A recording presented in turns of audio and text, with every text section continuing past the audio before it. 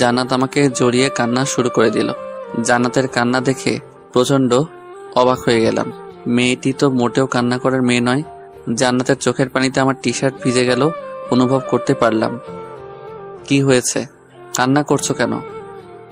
আমার বুক থেকে সরিয়ে চোখের পানিগুলো মুছে জান্নাতকে জিজ্ঞাসা করলাম। জান্নাত কান্না থামিয়ে আমার চোখের দিকে তাকিয়ে রইল। কি নিষ্পাপ মুখখানা, চোখে পানি জমে আছে। অপূর্ব সুন্দর লাগছে জান্নাতকে।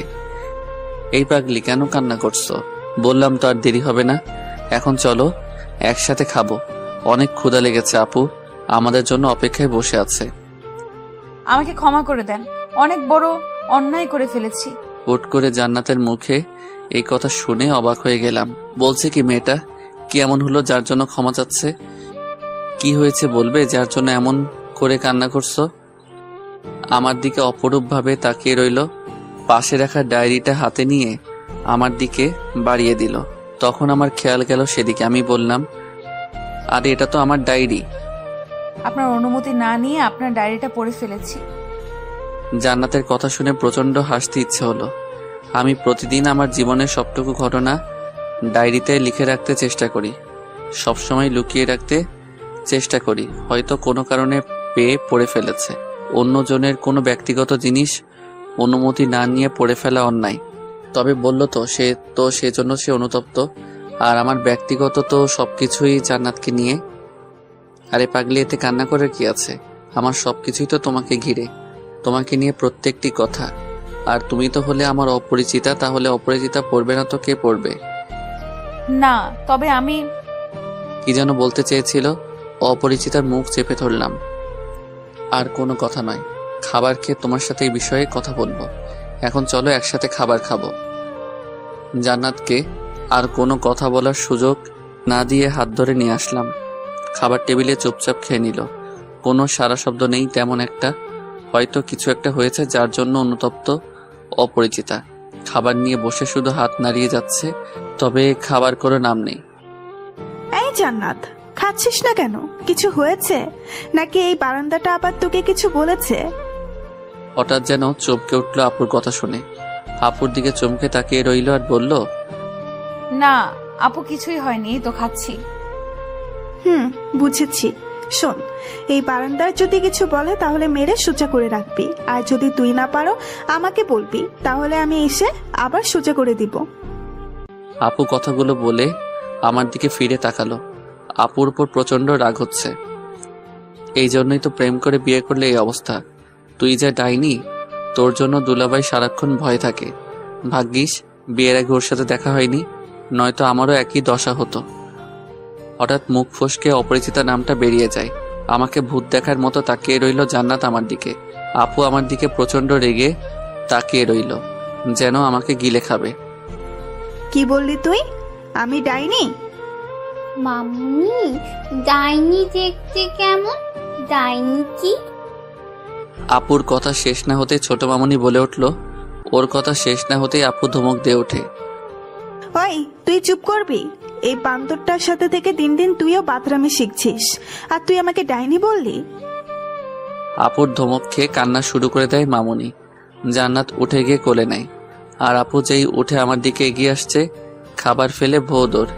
এখন ধরতে পারলে খবর আছে। একবার দুলাভাই সামনে ডাইনি বলেছিলাম, সেই থেকে মাঝে মাঝে নাকি দুলাভাই সুযোগ পেলেই আপুকে ছাড় দেয় না। অবশ্য এর জন্য মাঝে মাঝে না খেয়ে থাকতে হয় দুলাভাইকে, বাহিরে ঘুমাতে হয়। তবে তাদের মাঝে যে সম্পর্ক, যে কেউ দেখে হিংসা করবে। দুজন দুজনকে অনেক ভালো বোঝে, সেই ভার্সিটি থেকে তাদের সম্পর্ক। একদিন আমাদের বাসায় এসে দুলাভাই ভুল করে ডাইনি বলে ফেলেছিল। সেদিন দুলাভাই সারা রাত বাইরে থাকতে হয়েছিল আর আমাকে হাসপাতালে পাঠিয়েছিল। এই ডাকটাই একমাত্র আপু শুনতে পারে না। আপু পিছনে পিছনে এসেও আমাকে ধরতে পারেনি, রাগে ফুলে আছে। গেট পেরিয়ে বাহিরে সোজা চলে আসলাম। আমার খাবার খাওয়া হলো না, তবে জান্নাতের হাসিটুকু শুনতে পেলাম। সেই হাসিটুকু মন কাড়া ছিল। আপু শুধুমাত্র গেট টপকিয়ে বাহিরে আসতে পারল না। জান্নাত বারান্দায় এসে অনেকবার যেতে বলল, তবে আপু ভয়ে আর যেতে সাহস হয়ে উঠছে না। হঠাৎ গেটের সামনে গাড়ি এসে দাঁড়িয়ে পড়ল। তাকিয়ে দেখলাম দুলাভাই। কিরে শালাবাবু, এখানে কার জন্য অপেক্ষায় আছিস? অবাক হয়ে সেদিকে তাকাতেই দেখি দুলাভাই গাড়ি থেকে নেমে দাঁড়ালো।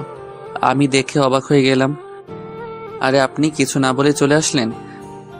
সারপ্রাইজ দিতে আসলাম, তবে তোমাকে দেখে আমি নিজেই সারপ্রাইজ হয়ে গেলাম। হাতে খাবার কেন? আর বইলেন না, আমার কপাল গুনে এমন একটা বোন পেয়েছি।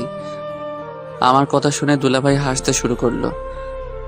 আর আমার কপাল গুনে এমন একটা বউ পেয়েছি। এখন ভিতরে চলো। কলিং বেল দেওয়ার পর আপু দরজা খুলে নেয়। দুলাভাইকে দেখে অবাক হয়ে যায়। আরে তুমি কখন আসলে? কিছুই তো বললে না। দুলাভাই সরতেই আমাকে দেখতে পায়। আমাকে দেখেই জ্বলে ওঠে। তবে সেই যাত্রায় দুলাভাইয়ের জন্য রক্ষা পেয়ে যায়। আরে সরো তো, আগে শালার বউকে দেখে আসি, পরে কথা বলি। বিয়েতে তো থাকতে পারিনি, ছবিও দেখতে দাওনি। তোমারে ছবি দেখতে দিব? আমারে ভালো করে জানি আমি। চলো, আমিও তোমার সাথে যাব।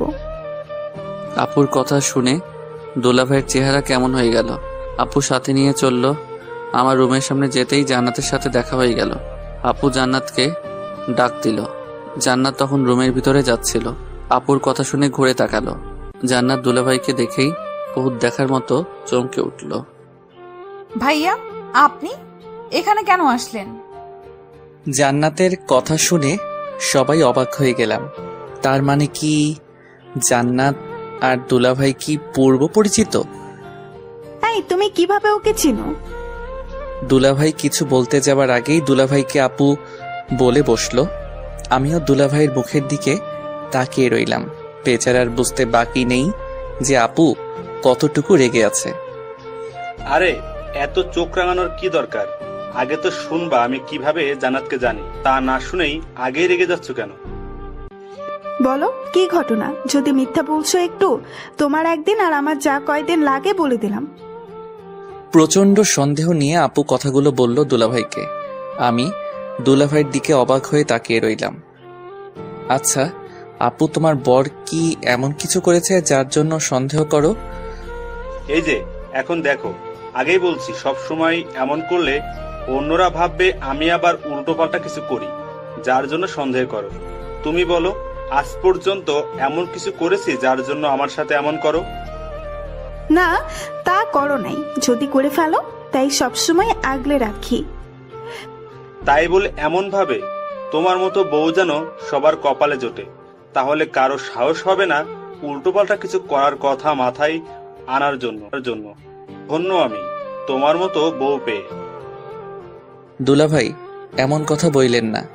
বিয়ে করছি কয়দিন হলো, এর মাঝেই জীবন তেজপাতা করে ফেলছে আমার। মাঝখানে কথা বলে যেন মহা ভুল করে ফেললাম। আপু আর জান্নাত আমার দিকে এমন ভাবে তাকিয়ে আছে যেন গিলে খাবে। কি বললি তুই? আমি তোর জীবন তেজপাতা করে ফেলছি? এখন থেকে আগুনে পোড়াবো। আমারে রেখে আরেক মায়েরে পছন্দ করিস? জান্নাত এতক্ষণ চুপচাপ ছিল। দুলাভাই আর আপুর ঝগড়া দেখছিল। আমার ধারণা ছিল আপু শুধুই দুলাভাইকে শাসন করে। এখন দেখি আমার কপাল তার থেকেও বড় শাসনদার মানুষ এসে পড়েছে। ওই জান্নাত, ধৈরা পিটাও রে। আপুর কথা শেষ না হতেই জান্নাত তেড়ে আসলো। দুলাভাই সমানে গিয়ে আগলে দাঁড়ালো। সে যাত্রায় রক্ষা পেয়ে গেলাম। আরে কি করো? আমার শালাবাবুকে এত ভয় দেখাবে এখনই? সামনে তো আরো দিন আছে। ওই কি বলতে চাস তুই? তার মানে আমি কি তোরে ভয় দেখাই? দুলাভাইয়ের কথা শেষ না হতেই আপু তেড়ে আসলো। দুলাভাই একটু সরে গেল আপুর কাছ থেকে। আমি কি এমন কিছু বলছি? আমার মতো বউ আর কার আছে এত কেয়ার করে বরের? আমি তো ওদের থামাতে বললাম কথাগুলো। এত চাপা বাদ দিয়ে বলো, জান্নাতকে কিভাবে চিনো? আমাদের মাঝে হট্টগোল শুনে আম্মু রুম থেকে দৌড়ে আসলো। আম্মুর সাথে সাথে ছোট কাকিও আসলো। কি রে, তোদের কি হয়েছে? এত চিৎকার কিসে? কিছু না আম্মা, এই তো একটু গল্প করছিলাম। ভালো আছেন? আম্মুকে কথাগুলো বলল দুলাভাই। আম্মুর সাথে কুশলাদি বিনিময় করলো। আমাদেরকে গল্প করতে সুযোগ দিয়ে তারা চলে গেল। জান্নাত আগে ছিল ছোট বোন, এখন হয়েছে আমার একমাত্র শালার বউ। চা করে নিয়ে আসো, তোমার হাতে তৈরি চা খেতে খেতে গল্প করি। দুলাভাই কথা শুনে জান্নাত চা করতে চলে যায়। আমরা গিয়ে সোফায় বসি।